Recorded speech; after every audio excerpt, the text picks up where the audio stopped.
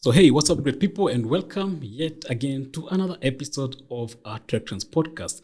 My name is Nixon Kanali, and of course, the TechTrends Podcast is your go-to podcast for the latest in technology, innovation, and of course, business in Africa. Well, I love the episode we are doing today because I'm speaking to a very interesting guest.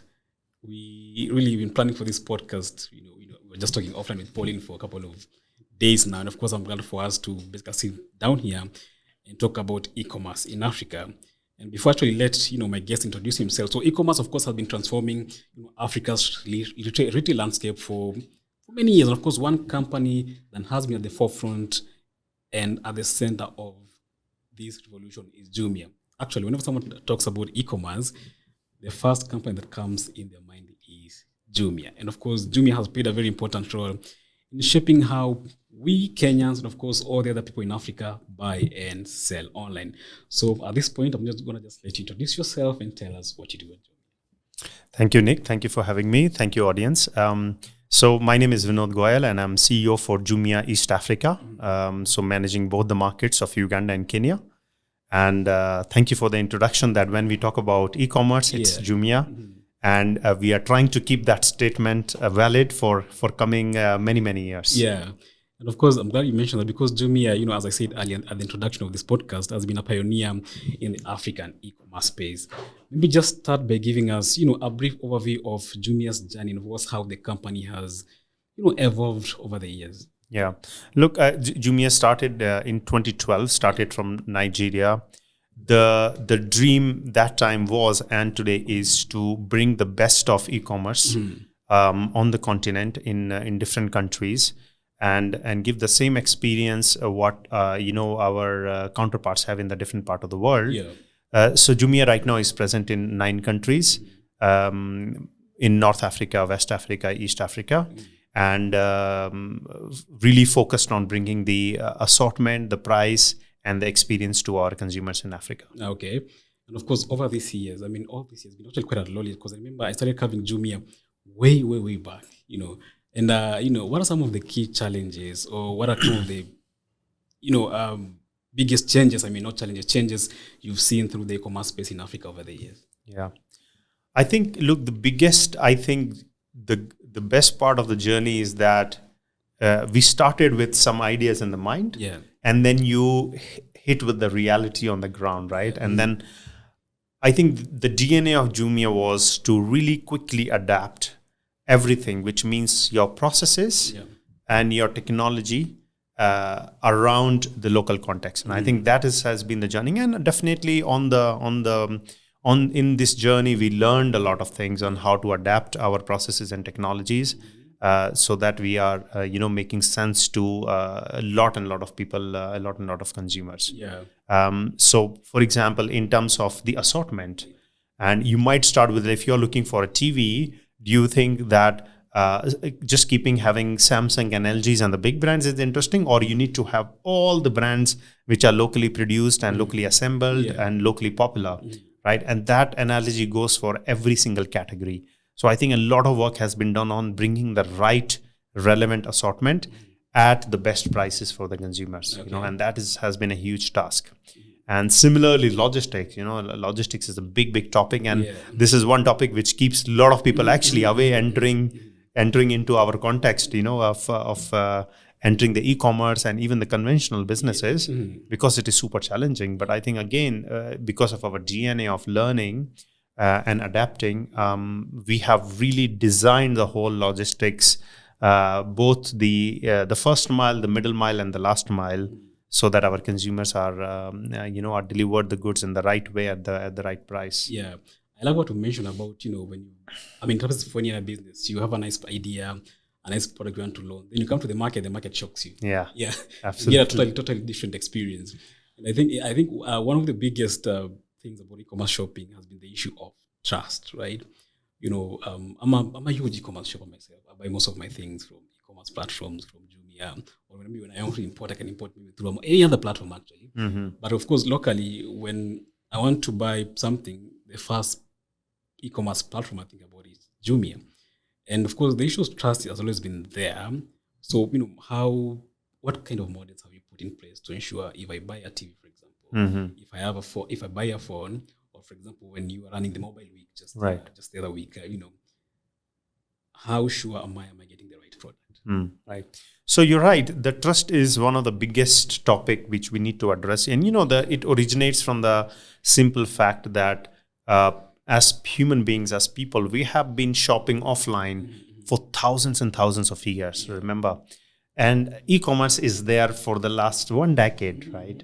So now you're competing with thousands of years of experience of habit of buying offline versus this. So trust will definitely come into the picture. Now, how do we tackle it? Is that normally people's trust is based on 2-3 main factors. One is that if I'm ordering something, am I getting the same thing? What I'm seeing in the pictures, am I receiving the same thing? So in this, we try to actually sometimes lower our resolutions and the beautification of the pictures. On Jumia, you will see that we do not overly edit the picture so that people have a real feeling of the product, right? That is one thing.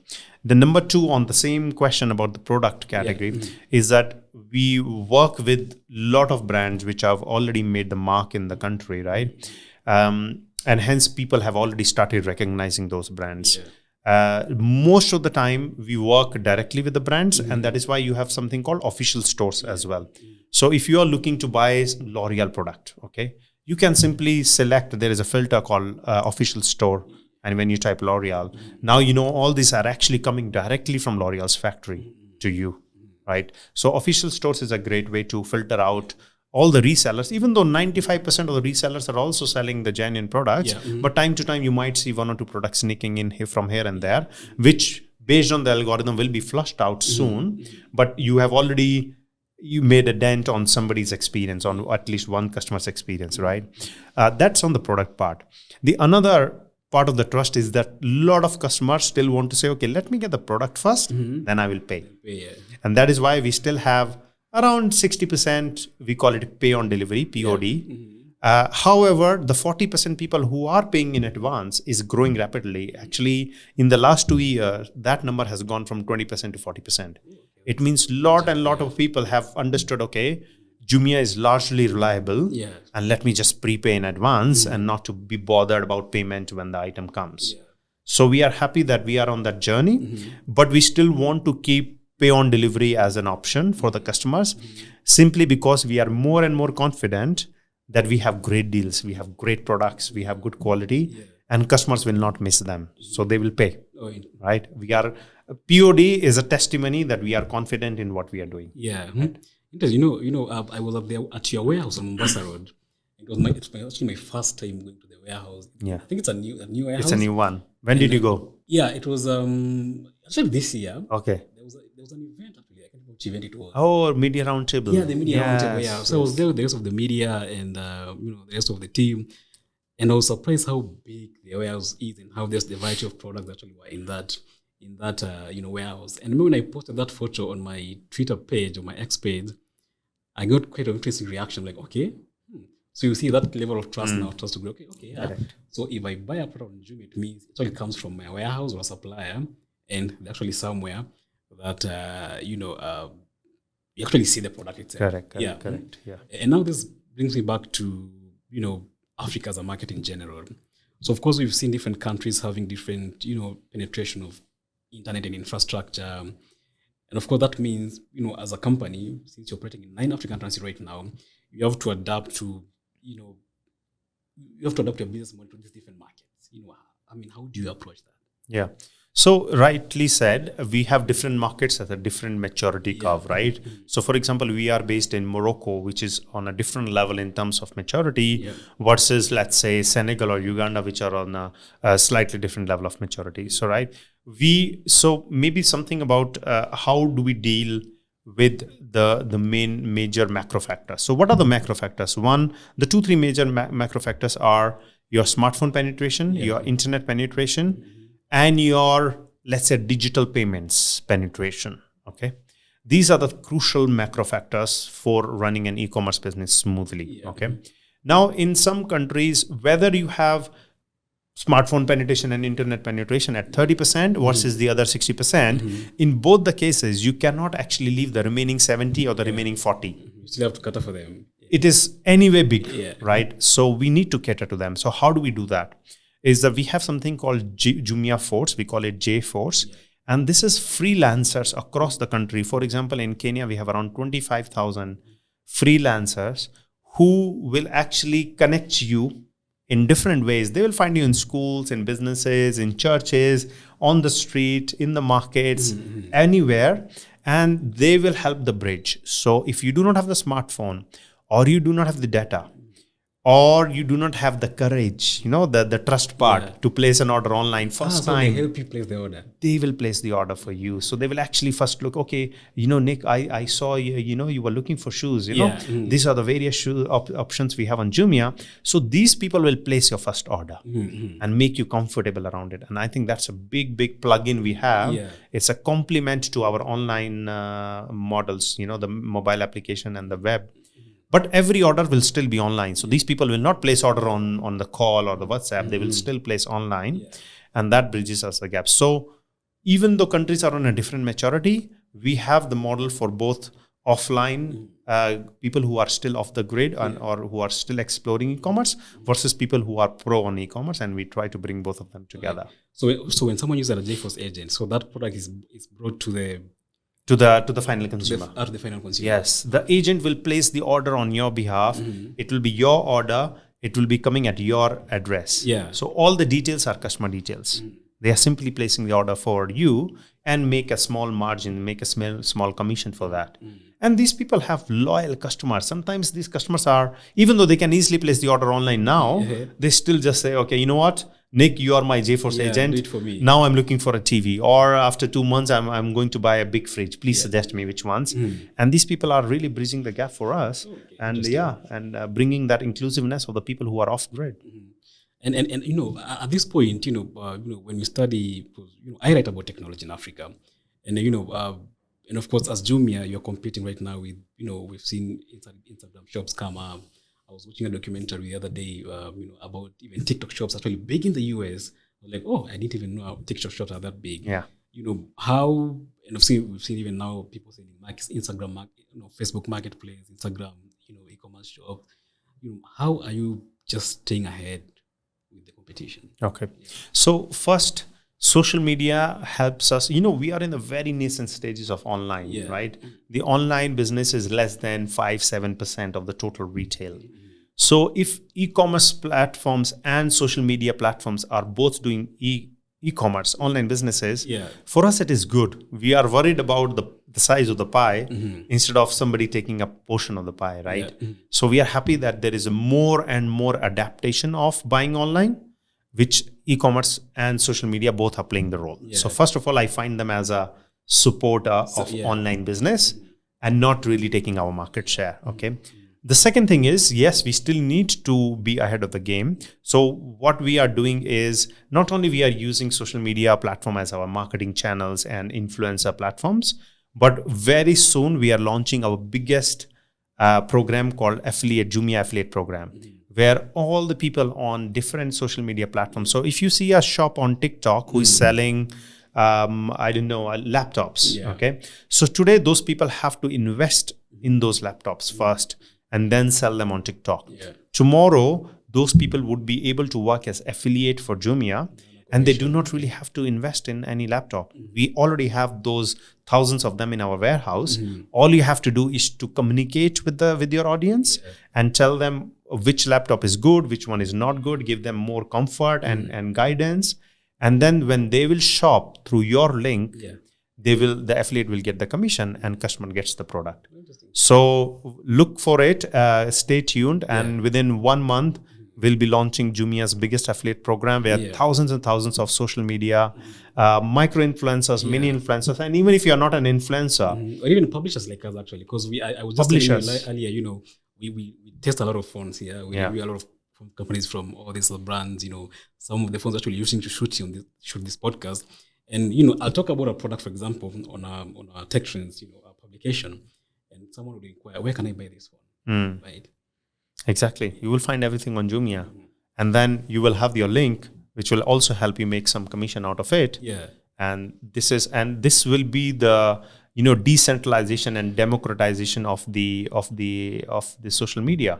You do not really have to be a big influencer to start your financial journey. You might even start with only 100 and 500 followers, and you can start to be an influencer. And more than the influencer, we are thinking that you will be a right guide to the people, because we will provide the content about every product, and you will be able to deliver that content to the people so that they make the right decision and be able to save time and money. Okay, so Jumia as a platform itself just serves as a very big platform for thousands of SMEs. I could have a business, or my sister could be selling, for example, clothes, and they're thinking like, how do I get on Jumia? Because we get those questions. They're called merchants. Yeah. So as a merchant, how do I join the Jumia platform?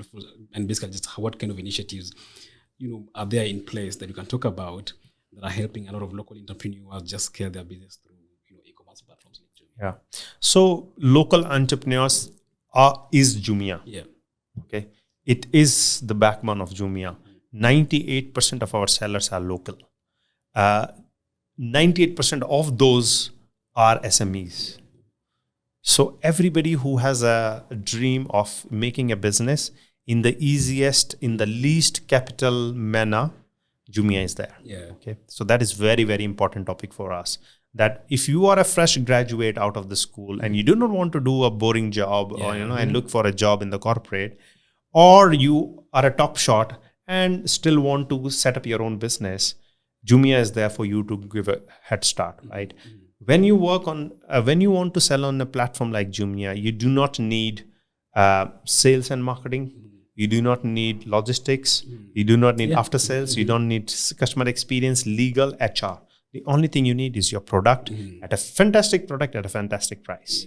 If you have that, it is very easy to sell on Jumia. Now, how do you become a seller on Jumia? Simply go on our app or website and you will see sell on Jumia. You click on it, you self-sign on, give some information about yourself and your company, start uploading your products, write about them, give them the title, give them the content, put your images, put your prices, and within 1 or 2 days, you would Kenya will be your market, or the whole country is your market. So, at this point, how many sellers or how many merchants are on Jumia right now? We are talking about active, because we have a huge number which sometimes are not active. We are talking about 18,000 sellers. 18,000 sellers. From across different industries. Different industries, absolutely. And you will be amazed. And sometimes I myself don't know what is selling on Jumia, because we have so many people, so many entrepreneurs making a living out of Jumia. And you sometimes find the bizarrest of the items, even in our warehouse and on the website. And maybe let me ask you, what do you think when you go on Jumia application? What do you think number of SKUs, which means a unique product? Yeah. How many products do you think we have on Jumia app? Whew. Make a guess. Probably even 1 million or something. 1 million? The number could be maybe, close to 1 million. That's my guess. Yeah. Because I'm trying to put in, thinking of the number of merchants, 18,000, and those are different products.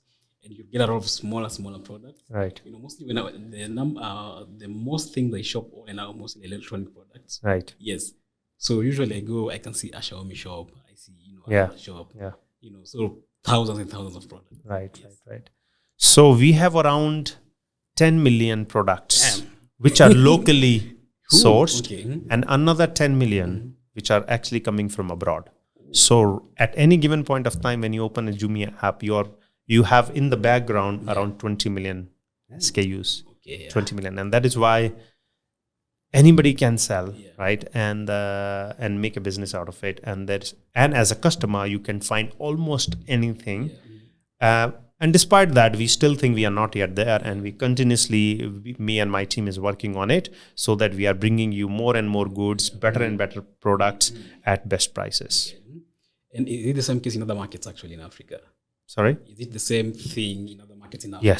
Yes. I mean, the number varies, but in Kenya it is 20 million. In Uganda it's around 14 million. Yeah. So we have huge assortment for our customers. Okay. Yeah. Because I think Kenya is a very big e-commerce market. A lot of Kenyans buy things online, Yeah. Like even for myself, I can't remember the last time I actually went to a shop and physically bought a product. Hmm. Usually, I'll sit on my laptop, go into an e-commerce, True.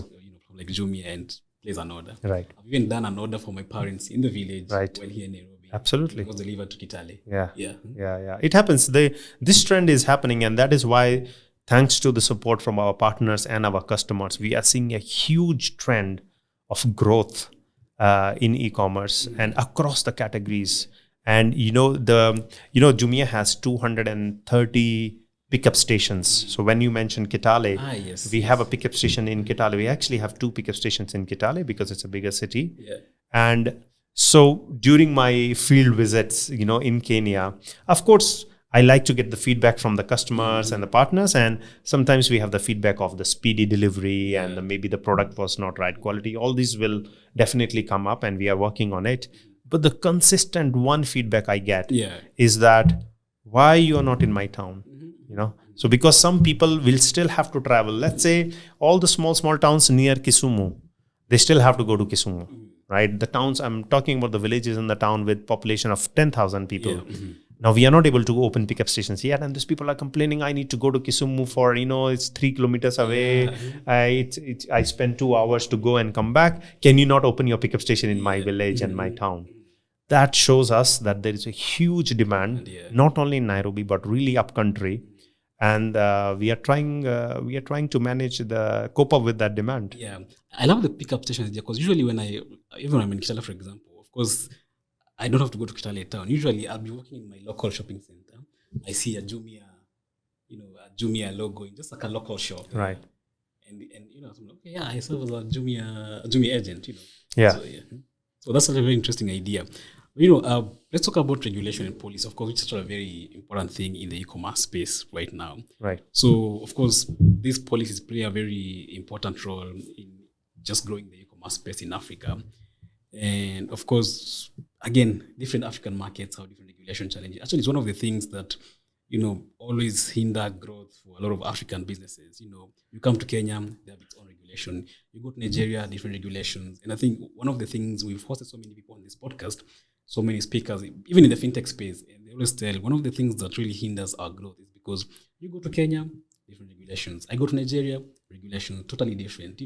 Why don't we have harmonized regulations? I mean, they were asking, why don't we have harmonized regulations that just enables me as a business owner or as a fintech owner or any other business owner to just go and scale, in all African markets, right? What do you think are some of the key regulatory challenges you believe that need to be addressed to just unlock, the further growth of, specifically in this case, the e-commerce space? Okay. So first, I would say, to the policymakers, what is the importance of e-commerce? Because we are still a heavy agricultural country, okay, in Kenya, let's say, and in general, Africa. Our manufacturing base is small, right? So I see that our priorities are towards those big sectors, right? But I think why e-commerce is important. As a policymaker, I would think that why should I support and do something for this industry? And I think it's a valid question. Before we ask the policymakers to simplify things for us, why e-commerce is important? I think it's important. First, there are 2 big things, right? One is that e-commerce is a big equalizer for the customers, and it has a downward pressure on the inflation, So because of all the taxes and the import duties and everything, the cost of goods in our country are anyway expensive.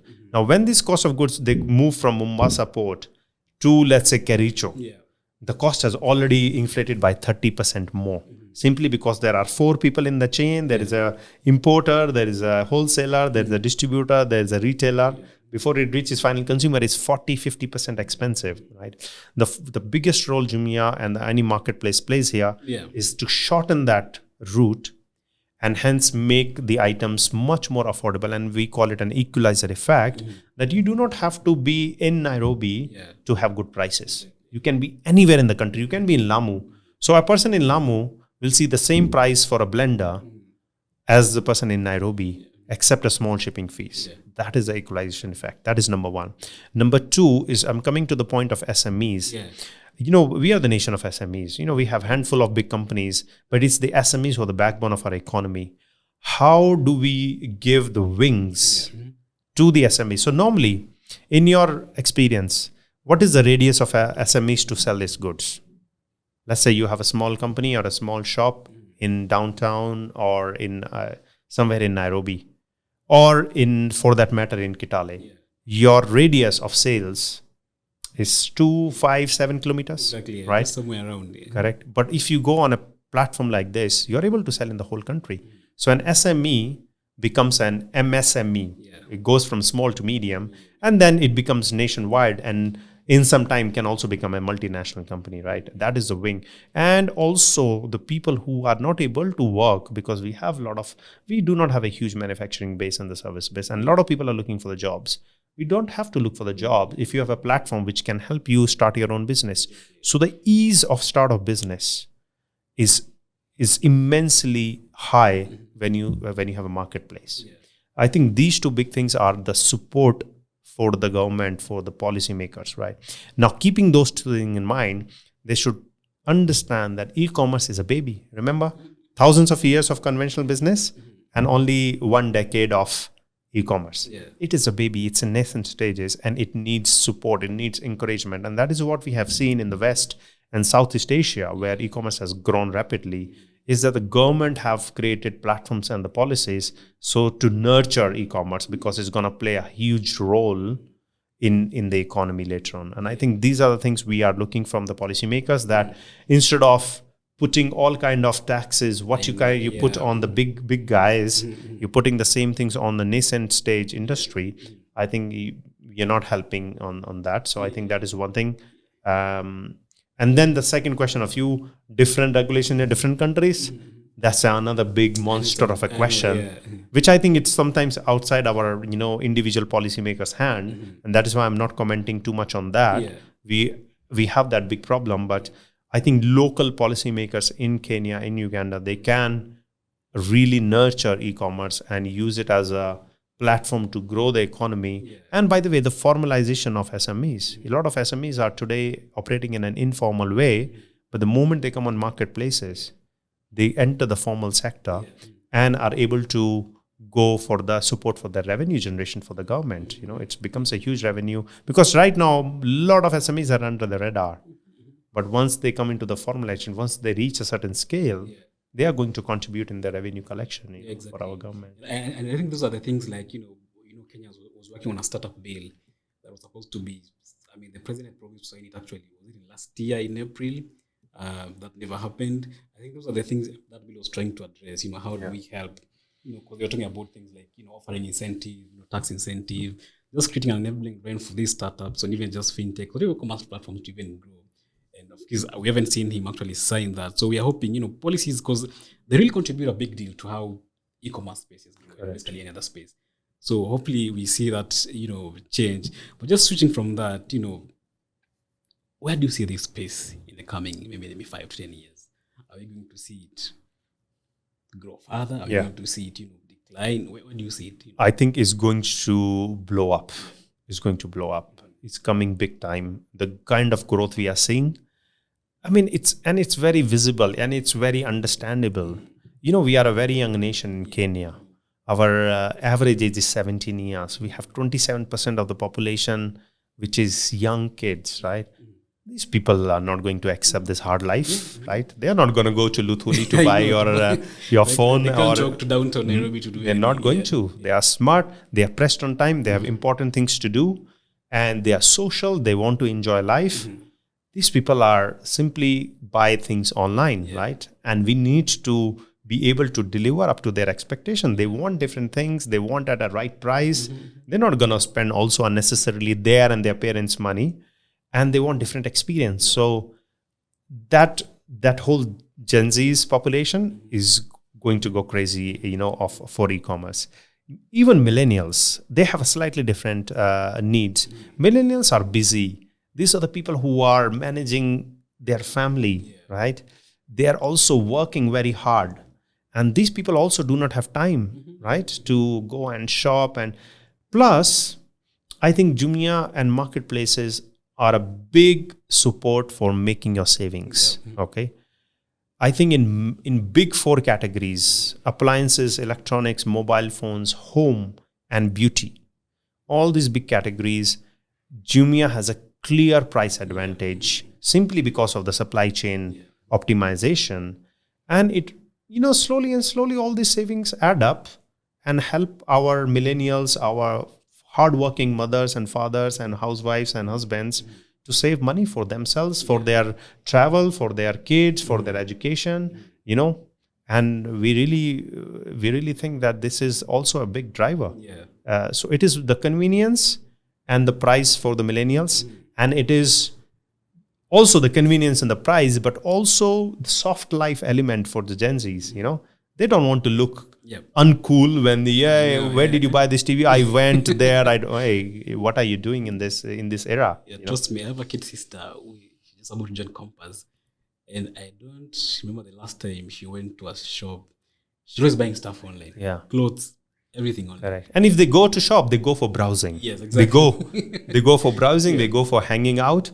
But for real transactions, it's online because first it's cheaper, second it's convenient. Because they get to save a lot of money. Save a lot of money. Yeah, absolutely. Oh, interesting. So just as we almost come to an end, what more should we expect to see from Jumia?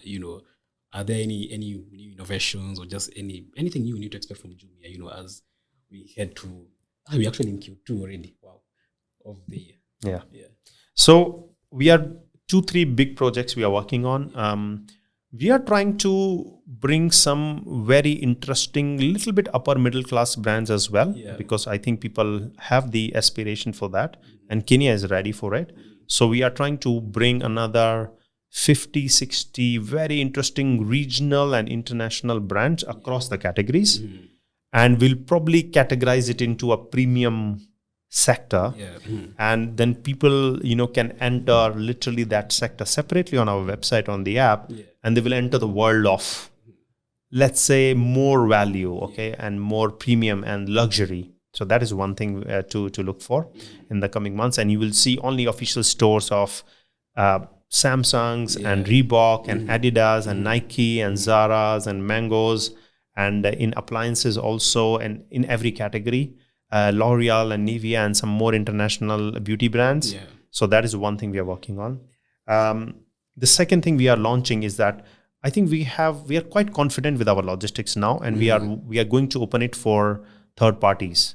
So right now we are using our logistics only for Jumia Business, but going forward, all the sellers on social media, they can sell the items using Facebook and TikTok and Instagram, but they do not have logistics around it.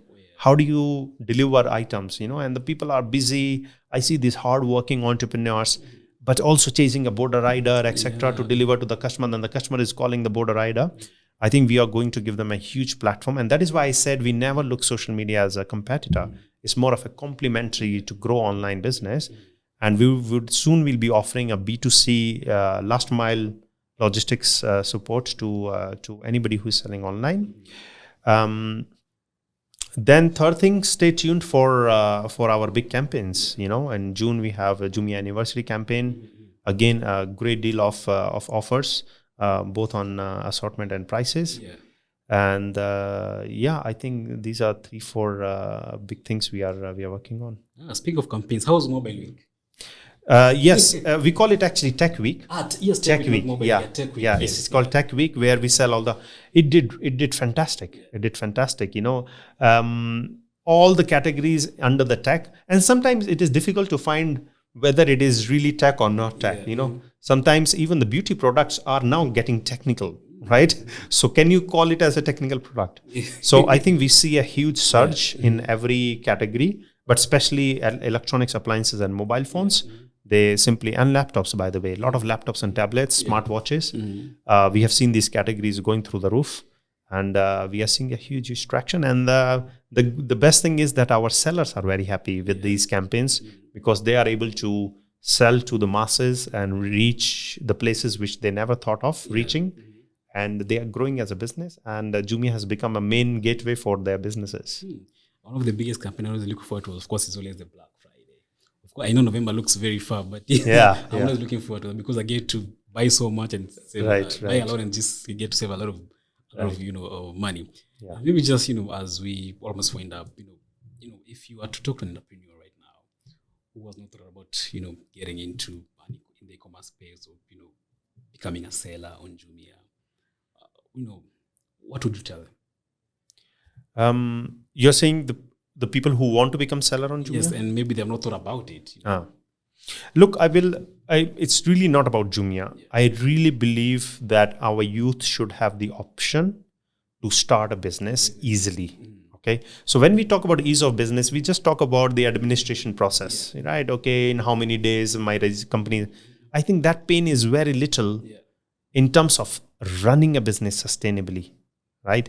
That pain is fine. It's instead of 5 days, if it take 10 days, it is one time problem. But are you able to run a business sustainably, single-handedly, and maybe only with 2 friends and maybe 2 relatives without losing money? That is the important thing.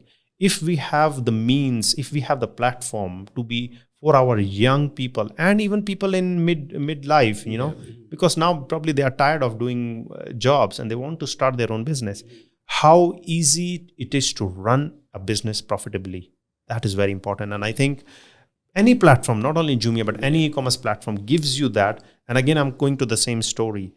When you want to run a conventional company, you need minimum 8 to 9 departments. You need sales, logistics, marketing, collection, legal, HR, and everything, right? And a lot of people do not have that. When you also want to think about it, a very, very practical topic. Nick, you want to start a shoe brand, okay? And you want to distribute your shoe brand in Kenya, okay? You will probably need an investment of maybe $50,000 to have enough shoes to put 5 shoes in each shop. Now, how many of us, we have $50,000 just to have the inventory, right? But on a platform like Jumia, on e-commerce platform, you can start with an inventory of even $500.